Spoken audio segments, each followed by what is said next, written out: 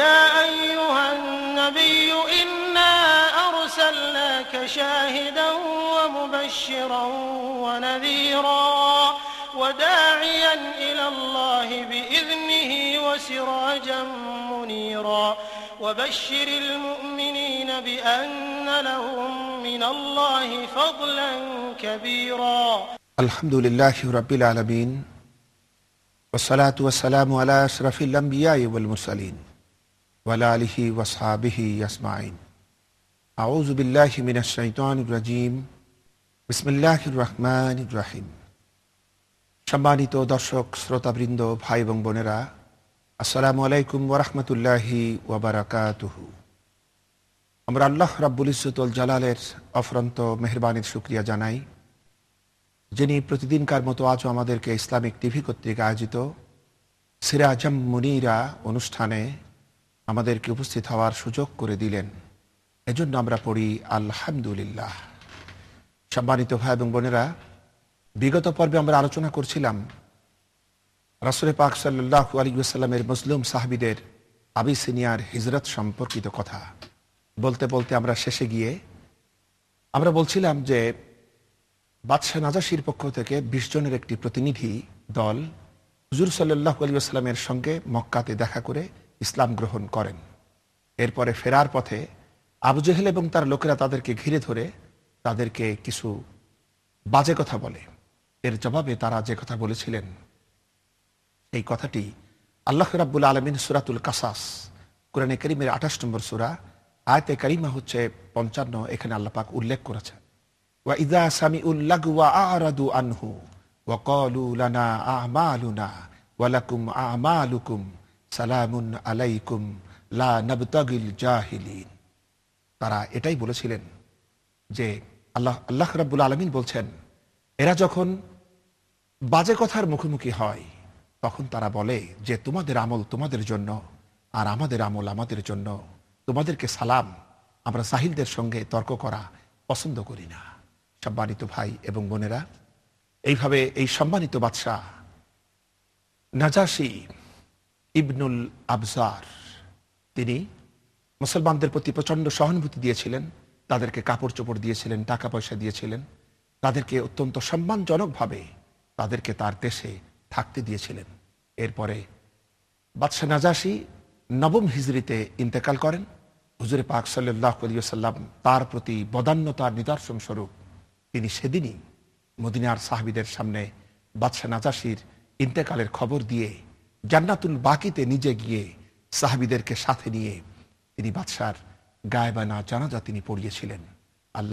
আমরা দোয়া করি আল্লাহ রাব্বুল আলামিন মুসলমানদের প্রতি সহানুভূতিশীল এই মহান সম্রাট বাদশাহ নাজাশি, তার প্রতি আল্লাহ পাক রহম করুন, তার প্রতি মেহেরবানি করুন, আল্লাহ তাকে ক্ষমা করুন। সম্মানিত ভাই এবং বোনেরা, এভাবে রাসূল পাক সাল্লাল্লাহু আলাইহি ওয়াসাল্লামের নবুয়তের 6ষ্ঠ বছর শুরু হলো।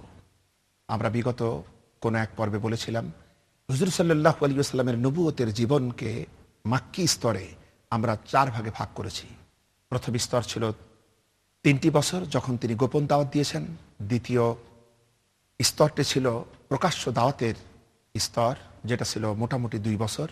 এরপরে 6ষ্ঠ নববী সন থেকে 10ম নববী সন, আমরা এখন সেই আলোচনার ভিতরে প্রবেশ করতে যাচ্ছি। সম্মানিত ভাই এবং বোনেরা, এটা ছিল রাসূলুল্লাহর মাক্কি স্তরের, মাক্কি জীবনের নবুয়তের 3য় স্তর। এরপর আমরা ভাগ করেছি মাক্কি জীবনের শেষ 3 বছর। এই 3য় স্তরে অর্থাৎ 6ষ্ঠ নববী সনে একটি ঘটনা ঘটল, যেটা কাফেরদেরকে, মক্কার কুরাইশদেরকে নতুনভাবে ভাবতে শেখালো। তা হচ্ছে এই, একদিকে আবিসিনিয়া হিজরতের দরুন মক্কার ঘরে ঘরে আর্তনাদ শুরু হলো, কুরাইশ নেতৃবৃন্দের প্রতি মানুষের অসন্তোষ শুরু হলো।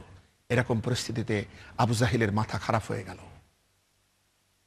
এর মানে সে আমাদের দৃষ্টিতে পাগল হয় নাই, মানে অত্যন্ত বিরক্তিতে, প্রচন্ড মানসিক যন্ত্রণায় অস্থির হয়ে পড়ল। এবং সে একদিন আসতে দেখল হুজুর সাল্লাল্লাহু আলাইহি ওয়াসাল্লাম সাফা পাহাড়ের পাশ দিয়ে আসছিলেন। সে হুজুরকে একা পেয়ে নানা রকম গালবন্ধ করলো, হুজুরের দ্বীনের দাওয়াতকে কটাক্ষ করে কথা বলল। হুজুর নীরব রইলেন। এরপরে কিন্তু এই দৃশ্যটা দেখে ফেলল দুজন মহিলা।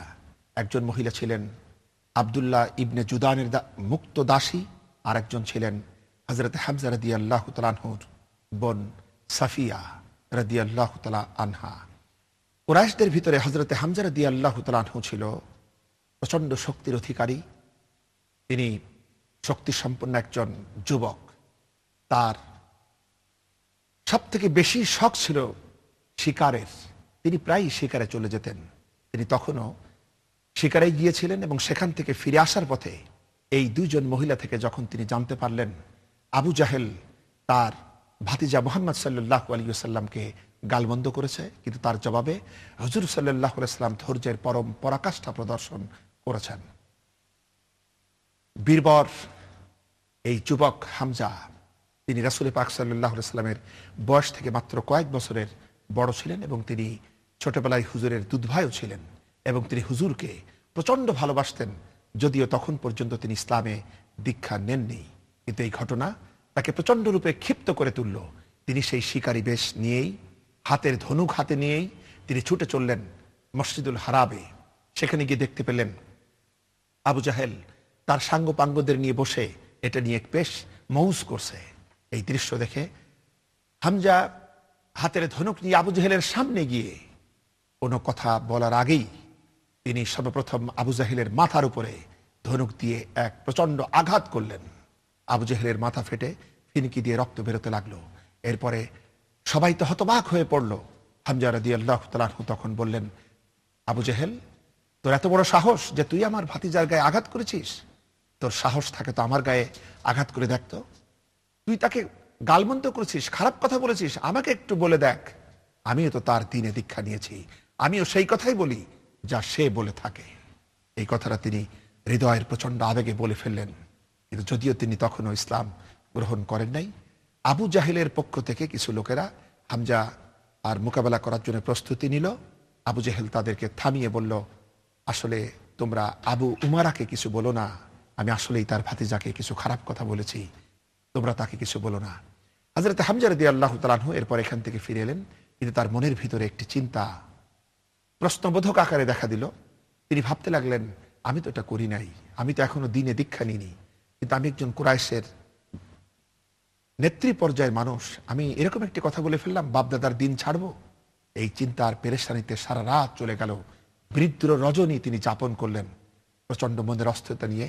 এরপরে তিনি দেখা করলেন হুজুর সাল্লাল্লাহু আলাইহি ওয়াসাল্লামের কাছে এবং সেখানে গিয়ে তিনি বললেন, আমি তো এরকম কথা বলেছি, আমি খুব অস্থিরতার ভিতরে আছি, এখন আমি কি করব, আমি কিছু বুঝতে পারছি না।